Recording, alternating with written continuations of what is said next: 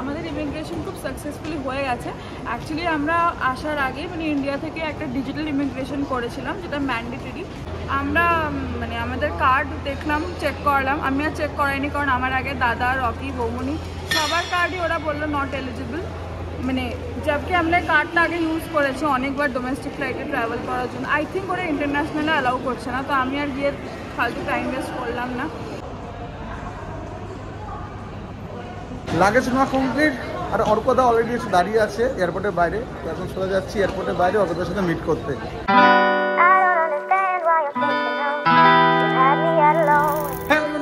Channel to new blog. আজকে হচ্ছে 12 March. আগের ব্লগে তোমাদের বলেছিলাম আজকের দিনটা আমাদের কাছে খুবই স্পেশাল, কারণ আজকে আমরা যাচ্ছি আমাদের ফার্স্ট এভার ইন্টারন্যাশনাল ট্রিপে। আর এখন বাজে 8:45, প্যাকিং সবকিছু কমপ্লিট। গাড়ি বুক করা হয়ে গেছে, উবের আসলে আমরা বেরোবো। আমাদের ফ্লাইট হচ্ছে 1:20-তে। বাট তার আগে বলে দিই কারা কারা যাচ্ছে। এটা কি তুমি বলবে? বলো কারা কারা যাচ্ছে। বিশাল বড় টিম। হ্যাঁ, বিশাল বড় টিম। আমরা 10 জনের একটা ব্যাটালিয়ন নিয়ে যাচ্ছি। আমরা দুজন তো রয়েছে, তার সাথে রয়েছে দাদা, বৌমনি, আর আরো 2 দিদি, তাদের হাজবেন্ড আর তাদের বাচ্চা। মানে দিদি মানে হচ্ছে রকির কাজিন সিস্টার, মানে মামার 2 মেয়ে, তাদের হাজবেন্ড আর তাদের বাচ্চা। বেসিক্যালি আমরা একটা কাজিন ট্রিপ করতে চলেছি এখন। আর কোথায় যাচ্ছি সেটা কি এখনই রিভিল করে দেবো? আমার মনে হয় সেটা এয়ারপোর্টে গিয়ে বলাটা বেটার, নাকি এখন বলে দেবো? হ্যাঁ, বলেই দিই, কারণ যেখানে যাচ্ছি সেখানে আমার এক দিদি থাকেই। তো আমরা যাচ্ছি মালয়েশিয়া, ওখানে আমার ছোটদি থাকে তার হাজব্যান্ডের সাথে। তো ওখানে আমরা যাব, ওর বাড়িতেই থাকবো। ওখান থেকে আমাদের আরো অনেক প্ল্যান আছে, তো সেগুলো তোমরা নেক্সট ব্লগে দেখতে থাকবে। তো চলো এখন বেরিয়ে পড়ি, কারণ বেশি লেট করা যাবে না। ফার্স্ট ইন্টারন্যাশনাল ট্রিপ, খুব এক্সাইটেড। গাড়িতে বসে ওনার সাথে কথা হচ্ছে। ফুল ব্যাটালিয়ন চলে এসছে আমাদের ছাড়তে।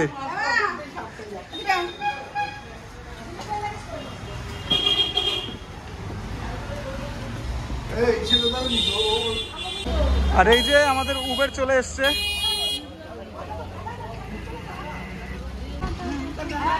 টাটা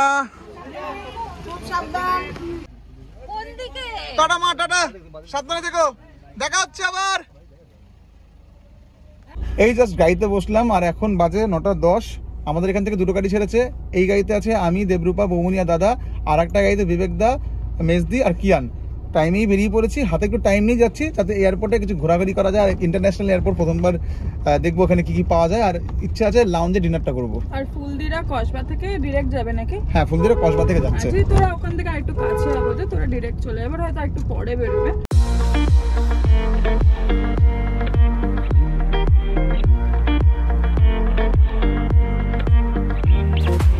পৌঁছে গেছি আমরা ফাইনালি এয়ারপোর্টে। ইন্টারন্যাশনালের এন্ট্রি হচ্ছে গেট নাম্বার 4A আর 4B। তো আমরা তো এসে গেছি। আর 2টো গাড়ি আসবে, মেজদি আর ফুলদি। ওরা এলে তবে সবাই মিলে একসাথে ভেতরে ঢুকবো। এই কেবল আমাদের একটা গাড়ি ঢুকলো, মেজদিরা পৌঁছালো। এত লেট? আরে খাবারের দোকানে দাঁড়িয়েছিলাম। বাবা, ব্যাপার স্যাপারই আলাদা। এক্ষুনি একটা বিশাল বড় কেস হচ্ছিল, যেটা আমরা ভয় পাচ্ছিলাম। আর সেটাই হবে না, যেখানে বাঘের ভয় সেখানে সন্ধ্যা। মেজদিদের গাড়িতে বৌমনির ট্রলিটা ছিল, ট্রলিটা রেখেই নেমে এসেছে সবাই, আর কেউ খেয়ালই করেনি। ভাগ্যিস দাদা এখানে গাড়ি নিয়ে দাঁড়িয়েছিল না, ড্রাইভার যে সেও বলেনি। তোমার তো অবস্থা পুরো খারাপ হয়ে গেছিল, তাই না? আমার অবস্থা খারাপ, মানে ইন্টারন্যাশনাল ট্রিপে যাচ্ছে, আমার কোনো লাগেজ আমি দেখতে পাচ্ছি না। আমি এটাই ভয় পাচ্ছিলাম যে আমার লাগেজটা কেউ না পাবে না। ঠিক আমি তাকিয়ে দেখি নেই, কেউ নামায়নি। ভাব কি হয়ে গেল। হ্যাঁ, না পেলে কি করতে? ড্রাইভারটা না হলে পরে ড্রাইভারটাও যেমন, না হলে ওখানে কি গাড়িতে যারা ছিল তারাও সেরকম, যারা গাড়ি থেকে নামিয়েছে সেও সেরকম। মানে এক একজন না হলে নিজেকে নামাসনি, আবার ফটো তুলছিস কি রে, মজা নিচ্ছিস? চলো আমাকে। আর এই যে ফাইনালি ফুলদি চলে এসছে, আমাদের ট্যুর গাইড। 3-4 বার মালয়েশিয়া ঘুরে এসছে। চুপ কর, এইসব বলো না। এখন চলো, এখন দেখা যাক কি হয়। এখন তো সবে শুরু, এরপরে আগে দেখা যাবে কি। তুমি কিন্তু আমাদের গাইড করে দেবে ঠিক মতো। অবশ্যই আমি সব জায়গাতে কোথায় কোথায় যাবো আগে থেকে একটা করে বাইক দেবো। তো সবাই ফাইনালি চলে এসছে, এবার আমরা ভিতরে ঢুকবো, গিয়ে সব ফর্মালিটিস পূরণ করবো। ঢুকে গেছি এয়ারপোর্টের ভেতর। আগে বোর্ডিং পাস কালেক্ট করবো, যদি আমাদের ব্যাগ চেকিং করা হয়ে গেছে তো অ্যাজ কোনো তাড়া নেই। জাস্ট কাউন্টার থেকে বোর্ডিং পাসের প্রিন্ট আউটটা নেবো, নিয়ে যা যা ফর্মালিটি আছে, সিকিউরিটি চেকিং, ইমিগ্রেশন সব কমপ্লিট করে তারপর আবার তোমাদের সাথে কথা হচ্ছে। সত্য কি করতে হবে আমাদের? তুমি তো অনেকবার গেছো। হ্যাঁ, আমাদের এখন দেখানো চেক করা হয়ে গেছে। এবার এখন লাগেজগুলো ওইখানে দিতে হবে, ওই জায়গায় চেকিং করতে হবে। এবার দেওয়ার পর আমি অ্যাকচুয়ালি বেশি জানি না। তুমি যখন জানো না তাহলে কে জানে? আমি তো তোমার সাথে যাচ্ছি। আমার মা মোটামুটি জানে, কারণ আমার মা অনেকবার গেছিল মালয়েশিয়া, বাট আমি তো 2 দিন গেছিলাম। 2 দিন? না মানে 2 দিন নয়, 1 দিন গেছিলাম। একদিন না একবার গেছিলি? একবার গেছিলাম। আর আমার মা 3-4 বার গেছিল। ওরে বাবা, মা জানে মোটামুটি। চলো এবার আমরা যাই। হ্যাঁ, এবার আমরা যাব। আর আমি তো খুব এক্সাইটেড, কারণ আমার বুনুর বাড়ি ওইখানেই, আর আমি বুনুর সাথে খুব মজা করব, খেলবো। আমরা সবাই খেলবো, চলো। আমরা সবাই খেলবো। বোর্ডিং পাস নেওয়া কমপ্লিট হয়ে গেছে, এখন দাঁড়িয়ে আছি। ইমিগ্রেশন এখনো খোলেনি, ইমিগ্রেশন খুললে তারপর বাকি ফর্মালিটিস গুলো করবো।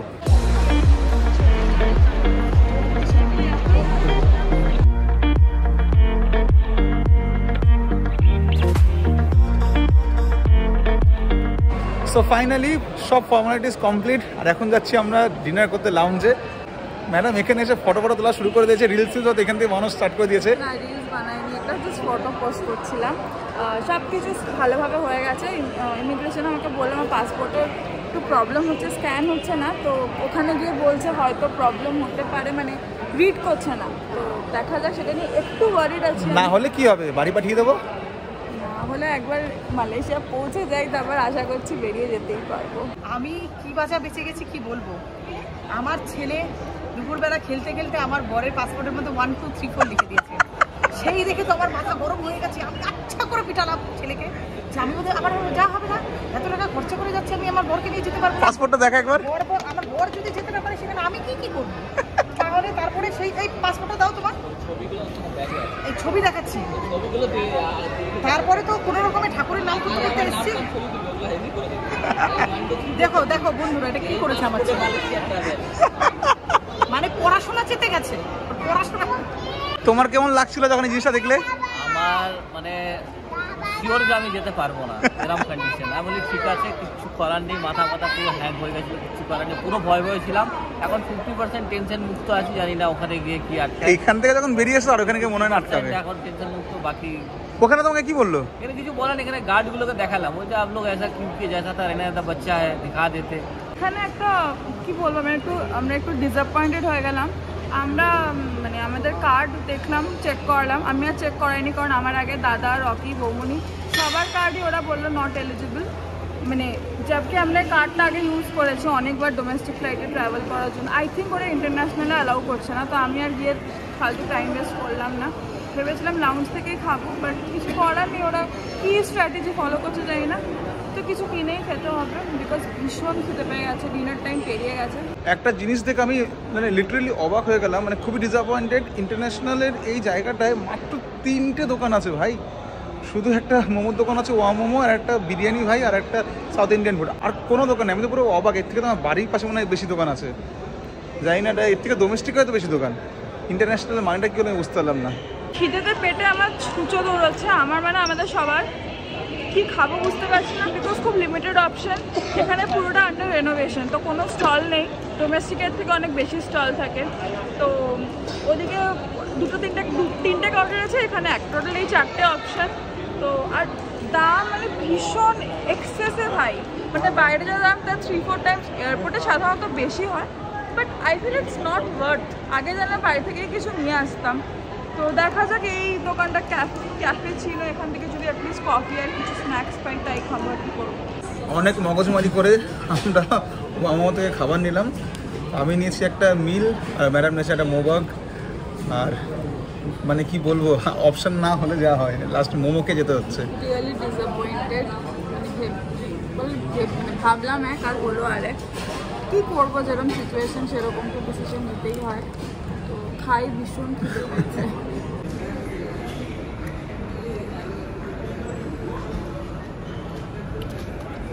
ফাইনালি বার্গারটা কোথায়? 12টা বাজে, এই জাস্ট খাওয়া শেষ করলাম। মোটামুটি পেট ভরেছে, খুব একটা যে হাইফাই কিছু তা না, বাট কাজ চালানোর মতো পেট ভরেছে। তো 12টা 25 থেকে আমাদের বোর্ডিং স্টার্ট হবে। এখন কি একটু রেস্ট ফেস নিই, একটু আড্ডা মারি, তারপরে আবার বোর্ডিংয়ে যাবো। এখন বাজে 12টা 20, আর আমাদের বোর্ডিং কল অলরেডি স্টার্ট হয়ে গেছে। তো আমাদের যেতে হবে গেট নাম্বার 10-এ। খুব একটা বেশি ভিড় নেই মনে হচ্ছে। তো চলো আস্তে আস্তে এগোই গেটের দিকে। আর ঘুম পাচ্ছে অ্যাকচুয়ালি খুব, বাট এতটা যে রাত হয়ে গেছে এয়ারপোর্টের ভেতরে সেটা বুঝতে পারছি না, হয়তো ফ্লাইটে উঠলেই ঘুমিয়ে পড়বো।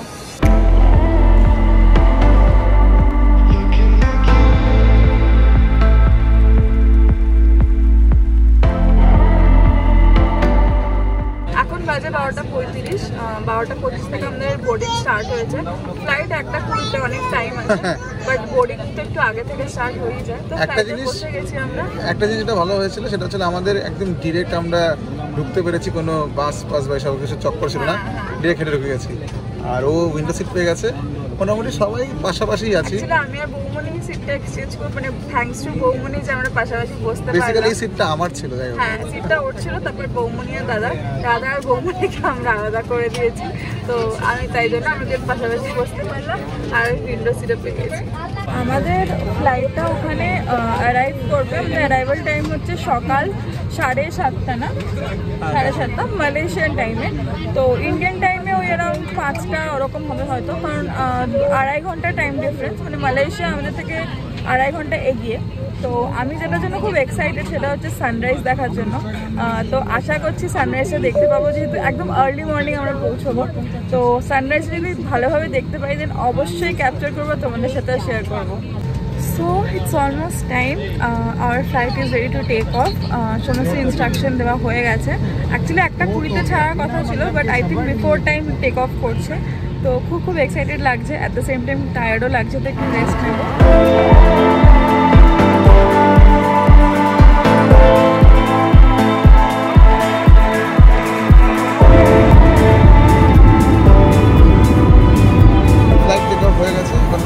স্টেবল পজিশনে চলে আসছে। এখানে একটা খুব সুন্দর জিনিস আমার সাথে হয়েছে। বেসিক্যালি আমরা 3টে গ্রুপে টিকিট কেটেছিলাম, মানে 5 জনের একটা গ্রুপ ছিল, 3 জনের একটা গ্রুপ ছিল, আর 2 জনের আলাদা আলাদা গ্রুপ ছিল। তো খুব টেনশনে ছিলাম যে কোথায় কি সিট পাবো। তো আমি আর দেবপ্রভা অনেক কল্পনা করছিলাম কে কোথায় বসবে, কে আলাদা বসবে। ফার্স্ট টাইম সবাই মিলে একসাথে যাচ্ছে একটা ইন্টারন্যাশনাল গ্রুপে, তো সবাই একসাথেই বসতে চায়। তো বেসিক্যালি আমার সিটটা দেবপ্রভাকে দিয়েছি, দেবপ্রভার সিট বৌমনিকে দিয়েছি। তার জন্য কী হয়েছিল, বৌমনি আর দাদা আলাদা হয়ে গেছিলো।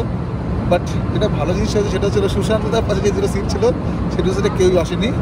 তো সার্থকী ওই সিটে চলে গেছে, আর সার্থকী জায়গায় দাদা চলে গেছে। তো দাদা আর বৌমনিও পাশাপাশি বসতে পেরেছে। সবাই আমরা মোটামুটি ভালোভাবে বসে নিয়েছি। 16 কলা পূর্ণ হয়েছে। আর যদি সকালবেলা ঘুম ভাঙে তাহলে তোমাদের সাথে সানরাইজটা শেয়ার করবো, বাট ডাউট মনে হয় না ঘুম ভাঙবে।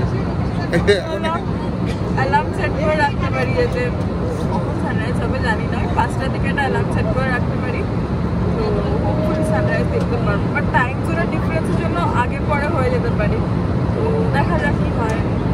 প্রায় 2:15 বাজে, আর হঠাৎ করে বিশাল জলতেষ্টা পেয়েছিল, তাই ভাবলাম যে জলও নিই আর সাথে কোল্ড ড্রিঙ্কসও নিই।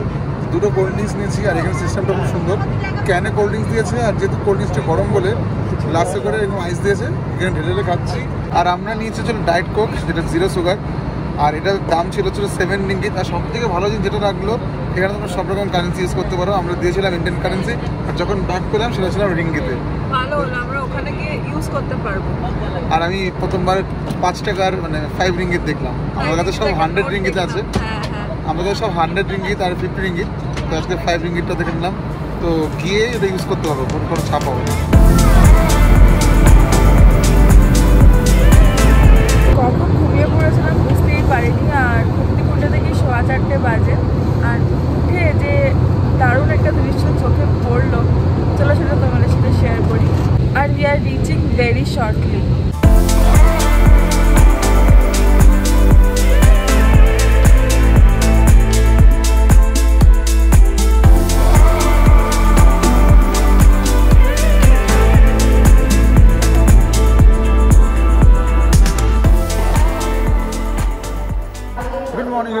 Good morning from Kuala Lumpur, Malaysia.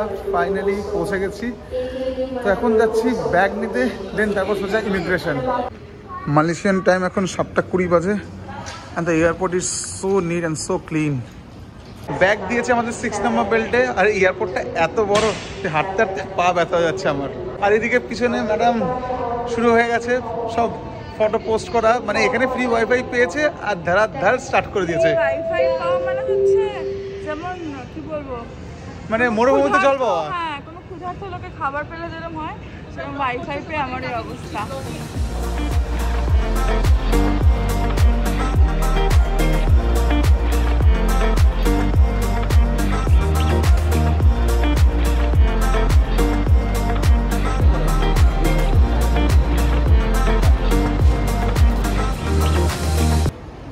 এটা হচ্ছে ইমিগ্রেশনের লাইন, জাস্ট ভিড়টা দেখো। আমি ভেবেছিলাম যাকে ব্যাগ ট্রেনের মধ্যে ইমিগ্রেশনে যাবো, বাট এখানে এসে শুনলাম জিনিসটা উল্টো, আগে ইমিগ্রেশন করাতে হবে দেন ব্যাগ নিতে হবে। আমাদের ইমিগ্রেশন খুব সাকসেসফুলি হয়ে গেছে। অ্যাকচুয়ালি আমরা আসার আগে মানে ইন্ডিয়া থেকে একটা ডিজিটাল ইমিগ্রেশন করেছিলাম, যেটা ম্যান্ডেটরি। একটা স্ক্যানার থাকে, সেটাতে স্ক্যান করে রেজিস্টার করতে হয়।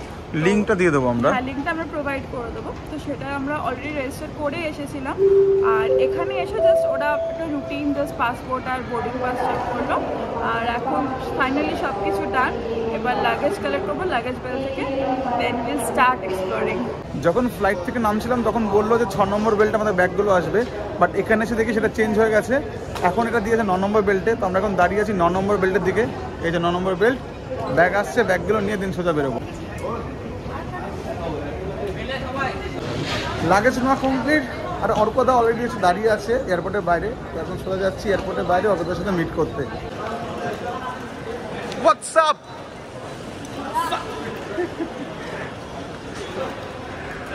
কতক্ষণ হলো এসছো? আমি আধ ঘন্টা। আরে আমরা একটু দেখছিলাম সব জিনিসপত্র ঘোরা গাড়ি করে। অর্কদার সাথে দেখা হয়ে গেছে আর আমরা দুজনে সিম কার্ডও নিয়ে নিয়েছি। খুব রিজনেবল দেখলাম SIM card, 15 ringgit, which is near about 300 Indian কারেন্সিতে। তো দুজনেই নিয়ে নিলাম যাতে বাড়িতে কল করতে পারি, ডেটা ফেটা ইউজ করতে পারি। তো বেরোবো এখান থেকে বেরিয়ে। সর্দির বাড়ি অলমোস্ট 1 আওয়ার। আর এদিকে আমরা একটু চায়ের সন্ধান করছি, জানি না পাবো কিনা। যদি না পাই ডিরেক্ট সর্দির বাড়িতে গিয়ে ওখানে ফাইনালি চা ব্রেকফাস্ট সব ওখানে গিয়ে করবো।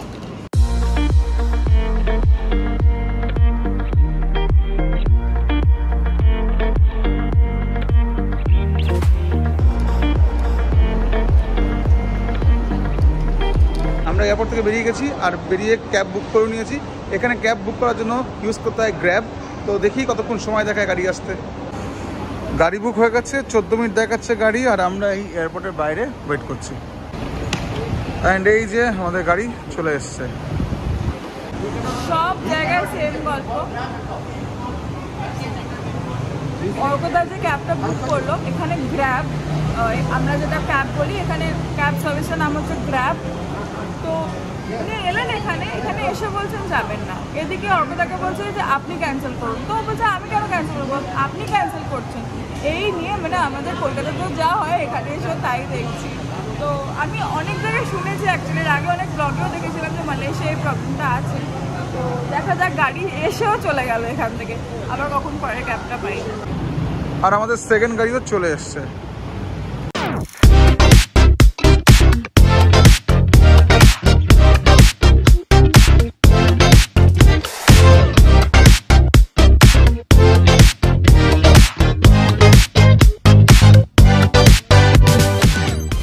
দশটা বাজে এই জাস্ট নামলাম। আর এই যে ছদ্দি চলে এসছে আমাদের পিক আপ করতে। আর এই যে হচ্ছে ছদ্দির অ্যাপার্টমেন্ট। এটাই তো পুরো একটা জায়গা রে, ঘোরার জায়গা। আমরা অন্য কোথাও ঘুরবো না, এটাই ঘুরবো। এবার উপরে যাই, গিয়ে তোমাদের একটা রুম দেখিয়ে দিই। অনেক কিছু আছে এখানে ঘোরার জন্য। এটা আমাদের একদিন দেখেছি, তো আমরা উপরে চলে এসেছি লাগেজ ফাগেজ নিয়ে ছর্দির অ্যাপার্টমেন্টে। আর অ্যাপার্টমেন্টটা এত সুন্দর, প্রথমত হিউজ, মানে প্রচন্ড বড়, মানে খুব স্পেশিয়াস, মানে একটা প্রান্ত থেকে একটা প্রান্ত দেখা যাচ্ছে না। 3 BHK অ্যাপার্টমেন্ট। ছর্দি বললো মোস্ট অফ 1800 স্কোয়ার ফিট, মানে প্রচুর, মানে আমরা টোটাল 10 জন আমরা এসেছি, ওরা 3 জন 13 জনের জন্য এনাফ জায়গা। একটা জিনিস দাঁড়াও দেখিয়ে দিই আমাদের রুমটা। এই যে আমাদের বিছানা, তার থেকে এই গ্লাস, জানলা থেকে সব দেখা যায়। আমার তো মনে হচ্ছে আমি আমার ট্রিপের 7 ডেজ এখানেই কাটিয়ে দিতে পারি। বাট যাই হোক, অনেক প্ল্যানস রয়েছে। আর এখানে এসে একটা খুব নতুন জিনিস জানলাম, যেগুলো খুব ভালো লাগে। বিভিন্ন জায়গায়, বিভিন্ন কান্ট্রি, বিভিন্ন দেশের আলাদা আলাদা সব নিয়ম থাকে। তো এখানে চাইনিজ কালচার অনুযায়ী 4টাকে ওরা আনলাকি নাম্বার কনসিডার করে। তাই এখানে কোথাও 4 কোথাও নেই, মানে 4 নাম্বারটা দেখাই যায় না। ইনস্টেড অফ 4 ওরা 3A ইউজ করে। তো এখানে আসতেই আমরা দেখছিলাম যে লিফটে বা বিল্ডিংয়ে কোথাও কোনো 4 লেখা নেই। তো দিদি বললো চাইনিজ কালচার এটাই নিয়ম। তো এই নতুন নতুন ইনফরমেশনগুলো জানতে খুব ভালো লাগলো। আশা করছি এই 7 দিনে আরও নতুন কিছু, আরও অনেক কিছু জানতে পারবো। তো চলো এই ব্লগটাকে আর বাড়াবো না, এটাকে এখানেই শেষ করছি। ব্লগটা যদি ভালো লেগে থাকে then please do like, comment, share and please don't forget to subscribe to our channel the PPA match. আবার আসি নতুন দিনে দারুণ সব ব্লগস নিয়ে। টিল দেন সবাই খুব ভালো থেকো আর সবাইকে অনেক ভালো রেখো। টাটা।